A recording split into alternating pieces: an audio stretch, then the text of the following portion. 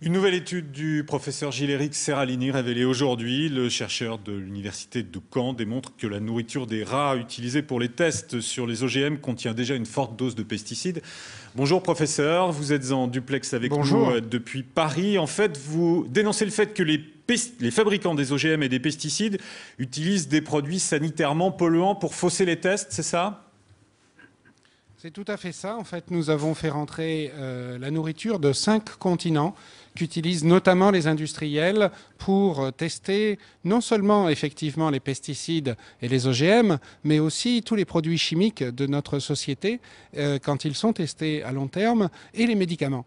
Et nous nous sommes rendus compte que cette nourriture était contaminée à des taux qui donnent des risques 40 sur une échelle où il faut se préoccuper à partir de 1, et il y a des taux de PCB, de dioxine, de pesticides, d'OGM et de métaux lourds qui peuvent expliquer à eux seuls des maladies chroniques. Alors les industriels se targuaient que les rats avaient naturellement jusqu'à 90% de tumeurs hypophysaires ou 71% de tumeurs mammaires, ce que nous ne trouvions pas dans nos études et qu'on considère comme complètement anormal. Alors on a creusé plus loin et on a voulu savoir quelle nourriture ils utilisaient.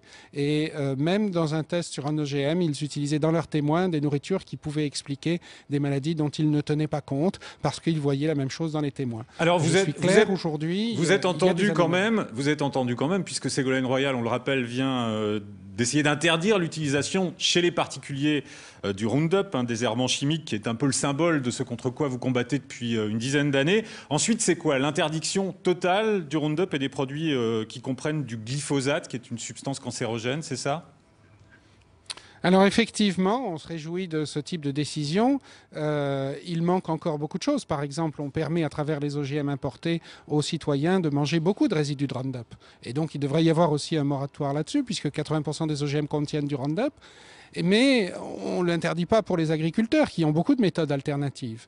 Et puis, il faudrait faire ça dans le monde. Vous savez que PLOS ONE, la revue qui nous publiait et qui nous publie, a eu des pressions. En tout cas, je pose officiellement la question parce qu'elle a retardé la parution de notre article pour des raisons mineures. Elle nous a posé des questions qui sont tout à fait mineures. Et vous savez que nous avons été victimes d'industriels qui, évidemment, faisaient des pressions sur les journaux scientifiques dans lesquels nous publions. Nous sommes coutumiers du fait et cela évite les polémiques. Par exemple, aux États-Unis, les agences de presse ne vont pas s'emparer de cet article qu'elles étaient prêtes à relayer à cause de cela.